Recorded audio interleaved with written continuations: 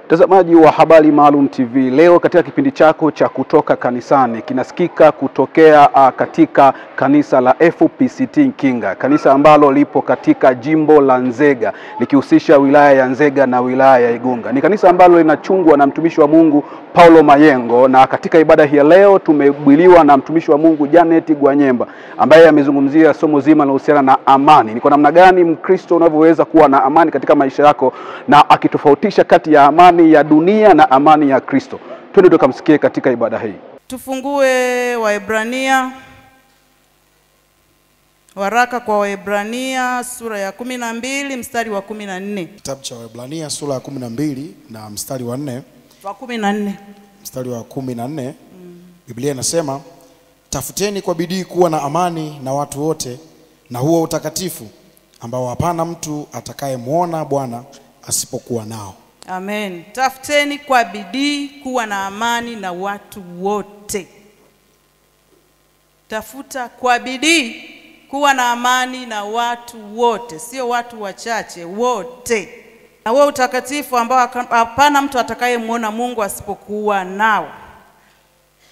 Watu wengi sana duniani wanaishi maisha ya uchungu, hofu na majuto, na wakati mwingine kukosa baraka za Mungu kwa sababu tu wamekosa amani.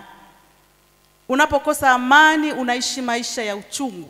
Unakuwa na uchungu moyoni, unakuwa na hofu imekuzunguka, unakuwa na uadui kwa sababu hakuna amani. Kwa kukosa amani na watu wote kunasababisha kukosa baraka nyingi ambazo Mungu ametuahidia. Mungu ameahidi baraka, lakini kwa sababu mtu hana amani, anakosa kupata zile baraka. Hebu tuone maana ya amani. Nini maana ya amani? Amani ni hali ya kuwa na ustawi au ni hali ya kufanikiwa katika mazingira yote ya mwili, nafsi na roho, na kutokuwa na vita pande zote, yaani vita vya kimwili, vita vya nafsi na vita vya kiroho, na kuwa na utulivu. Hiyo ndio maana ya amani. Ni hali ya kuwa na ustawi, ni hali ya kufanikiwa katika mwili, mtu anakuwa umefanikiwa, kiroho umefanikiwa, nafsi imefanikiwa, kuna kuwa na utulivu, hakuna vurugu, hakuna uchungu, hakuna mateso. Hiyo ndio maana halisi ya amani. Tusome Injili ya Yohana 14 mstari wa 27.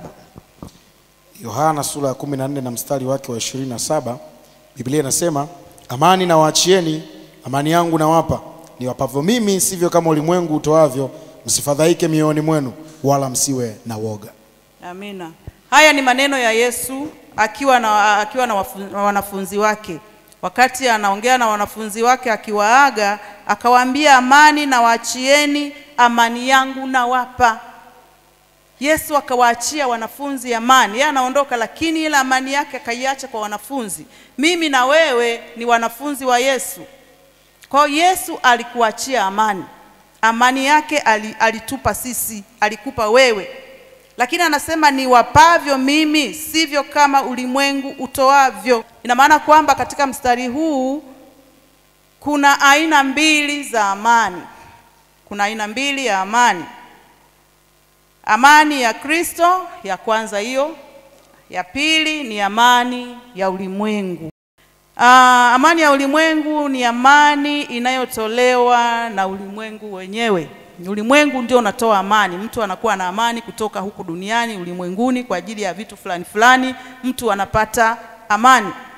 Lakini amani hii pia ni amani isiyo ya kudumu. Amani ya ulimwengu ni amani ambayo haidumu. Inapatikana kwa majira fulani na nyakati fulani, kwa kipindi fulani mtu anapata amani, lakini baada ya muda fulani amani inatoweka. Tutaona hapa mbele mifano yake. Amani ya ulimwengu ni amani ambayo mtu yeyote anaweza kuwa nayo, yaani aliyeokoka na asiyeokoka. Mtu asiyeokoka anakuwa na amani ya ulimwengu, lakini mtu aliyeokoka pia anaweza kuwa na hiyo amani. ya ulimwengu. Namna nyingine ya amani ni amani ambayo inapatikana kwa sababu ya uwepo wa kitu au vitu fulani katika maisha ya mtu.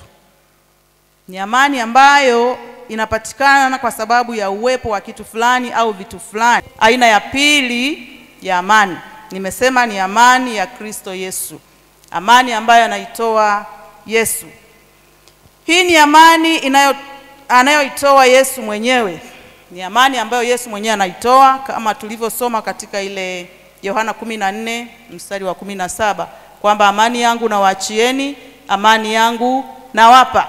Kwa hiyo Yesu anatupa amani, amempa kila Mkristo aliyeokoka. Unapewa amani, unapookoka tu unapewa amani ya Kristo.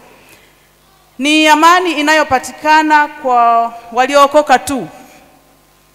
Bwana Yesu asifiwe. Hii ni amani ambayo inapatikana kwa wale tu ambao wanamwamini Yesu Kristo, si kwa wengine, kwa mwingine yoyote. Nimpongeze ndugu yangu aliyekubali kumpokea Yesu leo na kupokea amani. Haleluya.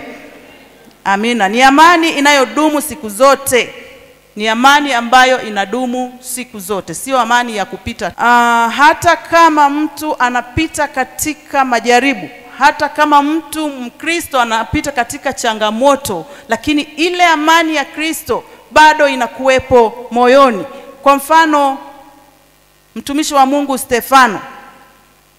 Stefano alipigwa kwa mawe. Wakampiga kwa mawe hadi akafa. Lakini wakati wanampiga, Stefano akawaombea msamaha kwa Mungu. Akamwambia Mungu wasamehe hao watu. Kwa sababu gani? Ni kwa sababu ile amani ya Kristo ndio iliyokuwepo ndani mwake inamuongoza, pamoja na maumivu ya mawe, lakini bado alikuwa ile amani ya Kristo inatawala ndani mwake. Kwa hiyo amani inakuwepo kwa Mkristo kama wewe na mimi pia.